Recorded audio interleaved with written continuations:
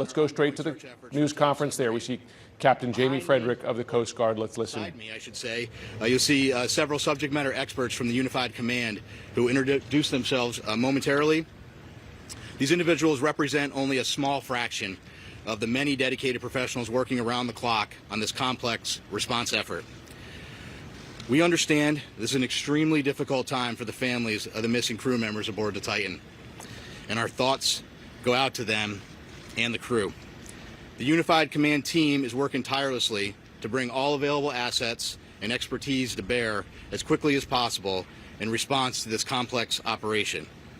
And we remain in close contact with the family members and the crew to ensure they are fully aware of our current and future search efforts. Additionally, we have been in close contact with the British and French Consulates General to ensure that they are fully appraised of our efforts, and we are ensuring that their concerns are being addressed. We're incredibly grateful for the full spectrum of international assistance that has been provided, including an expert submariner from the Royal Navy, who's here with us serving aboard as a critical member of our team. Additionally, a team of highly trained French ROV operators departed St. John's last night are en route to aid the search. Moreover, our Canadian partners have been providing critical leadership and significant response capabilities since the beginning of our efforts.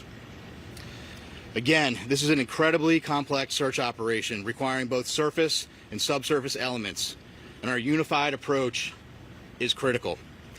The location of the search, 900 miles east of Cape Cod and 400 miles southeast of St. John's, makes it exceptionally difficult to mobilize large amounts of equipment quickly. In spite of those challenges, we've been able to provide continuous air and surface search assets, as well as additional ROV capability to search below the surface. We currently have 5 surface assets searching for the Titan, and we expect 10 total surface assets to search in the next 24 to 48 hours. There are 2 ROVs actively searching, and several more are en route and will arrive by tomorrow morning. We've received incredible support with aviation assets from our Coast Guard Air Station in Elizabeth City, the Air National Guard, and Canadian Armed Forces. Today there are 2 back-to-back P3 flights. One is ongoing now as I speak, totaling 14 hours of continuous on-scene coverage, and 2 C-130 flights, also one ongoing now throughout the day and into the evening. Yesterday, a Canadian P3 detected underwater noises in the search area. As a result, ROV operations were relocated in an attempt to explore the origin of the noises. Although the ROV searches have yielded negative results, they continue. Additionally, the data from the P3 aircraft has been shared with our U.S. Navy experts for further analysis, which will be considered in future search plans. The surface search is now approximately 2 times the size of Connecticut, and the subsurface search is up to 2.5 miles deep, exponentially expanding the size of the search area. We also have to factor in the ever-changing weather conditions, currents, and sea states that expand the search area every hour. There is an enormous complexity associated with this case due to the location being so far offshore, and the coordination between multiple agencies and nations. We greatly appreciate the outpouring of support and offers to provide additional equipment. The Unified Command continues to prioritize assets and resources in order to provide the best capability in the most timely manner. This includes weighing multiple factors to identify the most effective resources available to the response operation, with careful consideration to timeliness of equipment arriving on scene, usefulness and ability to deliver assets to the search area. Over the past 48 hours, we have, through incredible unity of effort, mobilized and implemented a tremendous amount of expertise and response capability. In addition to the ships and aircraft previously mentioned, we've dispatched 2 subject matter experts from U.S. Navy NAVSEA SUPSALV, who will serve as search coordinators on scene for underwater search operations. So I've been stressing unity of effort a lot in this statement, and that's because it is absolutely critical to this complex operation. Again, our thoughts and prayers are with the crew of the Titan and their loved ones. We will continue to work as hard and as quickly as possible in an effort to locate them. I will take a few questions, but before I do that, I do want I'm going to have each of the members of the team here just introduce themselves, and then I'll go ahead and take some questions. Okay. Good afternoon. I'm Paul Hankins. I'm the Director for Salvage Operations with the U.S. Navy's Supervisor of Salvage. Hello, I'm Carl Hartsfield from the Woods Hole Oceanographic Institute. Good afternoon. I'm Lieutenant Commander Rich Cantharia. I'm an exchange officer currently serving on the staff of Commander Submarines Atlantic at Norfolk, Virginia. Good afternoon, Lieutenant Commander Christy Butler, working closely with Captain Frederick from RCC Boston, Search and Rescue Mission Coordinator. Thank you. Thanks, Christy. Can you tell us about the noises that were heard? Just give us any more detail, just to follow up on what you've gathered so far. Based on those noises, should that give the families and the others in the air for these people, should that give them some reason to hope? So a couple things. One, I think when you're in the middle of a search and rescue case, you always have hope. That's why we're doing what we do. With respect to the noises specifically, we don't know what they are, to be frank with you. The P3 detected noises. That's why they're up there. That's why they're doing what they're doing. That's why they put sonar buoys in the water. The good news is, what I can tell you is we're searching in the area where the noises were detected, and we'll continue to do so. And we hope that when we're able to get additional ROVs, which will be there in the morning, the intent will be to continue to search in those areas where the noises were detected, and if they're continuing to be detected, and then put additional ROVs down in the last known position where the search was originally taking place. Yeah, the noise is still being detected, Captain. Regular 30-minute intervals as reported. I hadn't heard 30-minute intervals. So here's what I can tell you. I am not a trained ear for underwater aquatics. That's why we have a team of experts that are analyzing that data. That data was sent immediately to the Navy last night, and it was analyzed overnight. They're still looking at it, but I can tell you that it's inconclusive. But again, I think the important piece is we're searching in the area where the noises were detected. Captain, can you talk about a timeline? Can you talk about what timeline you're working on in conjunction with the teams that are there? It's a timeline in what respect? How much oxygen they have left on Oh, board? okay.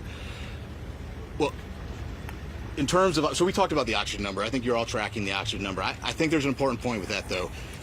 The oxygen, that's just one piece of data, right? There are a lot of pieces of data that we need to consider, and we're continuously looking at that, and we'll continuously do that throughout the search. But that's not the only thing that's important, right? And right now our efforts are solely focused on the search. That certainly is a dialogue that's happening.